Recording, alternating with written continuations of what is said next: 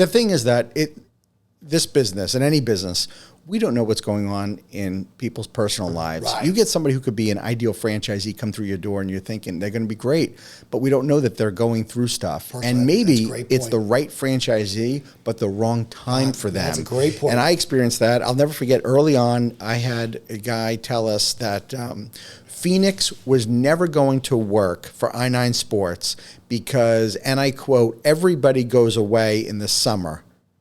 So it's not going to work. Well, okay, even if everybody leaves in the summer, they come back in the fall and spring. But we end up exploding. And this franchisee left. He was one of the early adopters. Right. And the business grew. When we brought 2 new franchisees in, it absolutely exploded. And then the other, my other favorite was that we were told early on, I-9 Sports will never work in Texas because in Texas, they expect real football, tackle football. So flag football will never work. Yeah, and that was wrong. Yeah, that was wrong. Texas and Florida, the 2 biggest states for I-9 Sports, but more importantly, Texas very much works, and not everybody wanted tackle football, as it turns out, but we did more than flag football. Yep. Well, that's where it goes back to too, is you do have to have folks who are willing to kind of follow the program, and they're not trying to break, don't come on board as a franchisee if you want to, we had a group in New York, well, we're going to change your Dolmati's recipe, and we're going to do, I go, that's not, you're not, that we don't need that. I mean, that's part of why you sign up is we vetted these things, we've tried these things, and we just realized it doesn't work. And just stick to the model.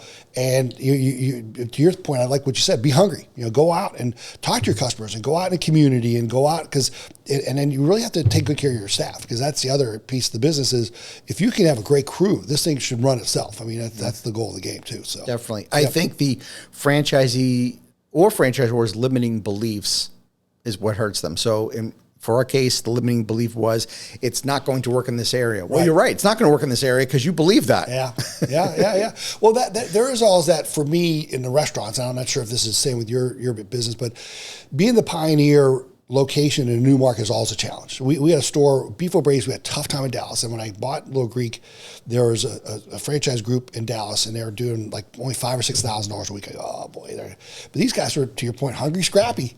And the Rosens got out, and they were doing Groupon, they were doing promos with the Cowboys, and now they've multiplied the sales by 5, and they've built up that market. So it is. I will say, like, if you were talking to me, being that pioneer franchisee is tricky because you go Tampa, everybody knows, well, not everybody, but we have the support here. We have brand awareness in Tampa, Dallas, Orlando, but you're the first one in North Carolina. It's always a tricky deal because we have to get supply chain up there. I don't have employees I can run over. I can't stop by and just help you out a little bit. So it is harder in the restaurant industry. Those pioneer markets were always the most difficult because the person planting a flag always has a bigger challenge than, like you said earlier, store number 10 or 20. It's a different ballgame. So is your expansion plans generally kind of regional? We do, but it is kind of odd where in the franchising, sometimes they pick you. Since we don't do any marketing, it's like, hey, we have a guy, Thad, great operator from Little Rock. His family's from Tampa. They were down here eating, and they go, oh, we're doing. So now we're in Little Rock in Fayetteville. It's just how it works. So it's kind of and I don't know, how did you guys do I-9? Did you use the franchise sales companies, or did you do advertising? How did you guys grow? Well, when we started, I was the one selling franchises. Same with me. Oh, that's me. That's me. All of us. You know what? If you are a founder of a franchisor and you're starting out, I think it is a great thing to do. Oh, you got it. Yeah. Because you need to know how to sell your own franchise, because how can you possibly coach somebody else, even if you bring in an experienced franchise salesperson, or you farm it out to an FSO, you want to hear what prospects are saying first and foremost. And maybe not everybody's cut out to be a franchise salesperson. Right. But I my background was sales in the past. But as a founder, I wanted to know what was going on. So when I sold the franchises early on, again, this is what do as I say, not as I did, as I do. Yeah. We registered in every state out of the get-go. Okay, yeah. We were going to go complete coast to coast. Yeah. And what do you think happened? We're opening up franchises in, of course, Florida, but California and Arizona and Washington and New York, and we are all over the place. And it created a bit of a nightmare for us early on. Spread your team out. And it really spread us really, really thin. Plus, we did not have, at that time, demographic data to know whether this is really interesting, a right location. We didn't have the proper territory sizes, so we gave away territories that were too big early on. Interesting. I made all the classic new franchisor mistakes, but we learned over time. And fortunately, we had a strong enough brand, a strong enough concept that people related to it. But we were learning on the fly. You know that old saying that entrepreneur is someone who jumps off the cliff and builds the plane on the way down. Yeah, that's right. Yeah, I had, pieces of the plane were everywhere on the way down, but we did figure it out. But it is interesting, franchisors, if I had to do it all over again, I think I would have grown more regionally. Maybe I would have started in the Southeast. Right. Not necessarily because for branding, but maybe just to have my act together. Right. It's not a right or wrong thing. I don't know. What I totally agree with you. Because it's certainly much easier to help out folks who are geographically nearby. Now, I don't know if the same. One thing I was wondering, how did you create I-9? Was there anything else like it out there? And I hope you don't mind, Anthony. I'm kind of doing it, but it's all fascinating. We go, where the heck did you come up with that idea? Because at least with me, I have a little template. Okay, there's restaurant franchising. Here's your playbook. But how did you come up with that? So I ran an adult men's softball league in Long Island. That's a brutal. You were the commissioner? I was the commissioner of the league. It started because I was the guy in college who managed my college buddies. They were the ones that said, hey, we want to play in a softball league, but we don't want to manage it, so we're going to give you the money and you go get us in the league. Right. So I was that guy. Okay, cool. And I found that a lot of the leagues that were out there were run really, really poorly. Yeah. And they've been around 20, 30 years. So I started running a men's softball league in Long Island while I was in medical sales. That was my career. Wow. And I hated my medical sales career in New York City. And I loved running this men's softball league and started making money. And it grew and grew and grew. And then my wife and I moved to the Tampa Bay area in 1996.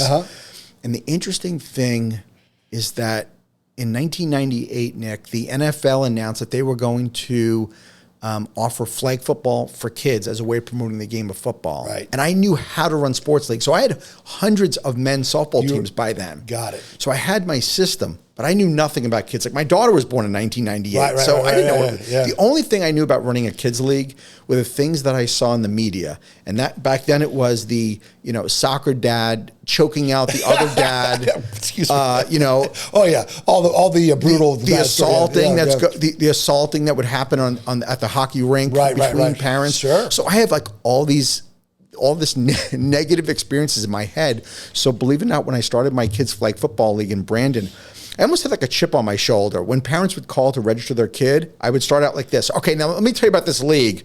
It's about fun, safe, and convenience. There's no drafts. There's no tryouts. I was basically giving them like a warning. Like don't join if you're not going to be stuck up. Like don't act up. Right. But what I was hearing on the other side was, from moms in particular that were calling, they were like, wow, this is exactly what I've been looking for. Wow. I was coming at them like, hey, I don't want trouble here. Right. And they were responding with this is exactly what I want. So we started running our kids' flag football league, and we got 3 locations in the Tampa Bay area. And then it was, how do we grow this thing as a franchisor? How'd you know about franchising? I mean, where'd that come from? I go to Entrepreneur Magazine. I would read about franchising. Interesting. And I'd see these franchise consultants. We're going back in the 90s here. So I'm going to date myself here a little bit. But these franchise consultants used to do these kind of like a discovery day at a hotel, and you'd go and you learn about franchising. And I'd go to these consultant conferences, and they would teach about franchising. And I thought, this is kind of the way I think we need to expand, because I was scared to death to hire people around the country to expand my leagues. That's great, And when the beauty of franchises is these are owners. So they're not going anywhere. And it's like you get an employee, and all of a sudden, hey, Nick, so-and-so quit. And I go, I don't want anybody to run your store up in Little Rock, Arkansas. We can't do it. So that's great. The big thing I would say, Nick, the reason why we ultimately franchise is, one, I wanted to be first to market because I knew somebody was going to start doing it. Right. So I thought speed is the reason why I need to franchise. Second, I can use other people's money because I wasn't well capitalized. And the third reason, and probably most important, is that the skill set of a franchisee was going to be far greater than an employee that I could have afforded. I just could never afford an employee of that caliber that I have. My franchise owners are freaking smart people that come from all different walks of life, and they brought their experience from their job into the brand. Yeah. So that was sort of, my start. And that is the beauty how franchising, it's really a partnership, and how the good franchisees make the franchisor better. And that franchisees should learn from each other and share stories and visit each other's stores as well. But hats off to you, because you kind of created a new niche. I mean, there wasn't a playbook of new segment is more difficult than I thought. That's right. I actually, when I talk to students, I say don't do that, because there's no template, because especially in sports. But at least I say, if you're trying a business, maybe my thing is take somebody's business and maybe make it better, as opposed, because you start from scratch, you just have no idea what you don't know. Thank you for tuning into the Emerging Franchise Brands podcast. For additional insights, guest applications, and to stay connected, visit us at efbpodcast.com. The Emerging Franchise Brands podcast is for entertainment purposes only, and the views expressed do not necessarily represent those of Emerging Franchise Brands, its host Frank Fiume, or Emerging Franchise Group LLC. Any discussed franchise or investment opportunity requires thorough investigation, obtaining proper disclosure documents, and expert consultation before making any investment decisions. The podcast and its host do not offer professional advice or endorsements, and they hold no responsibility for actions, representations, accuracy, or consequential damages related to the podcast content.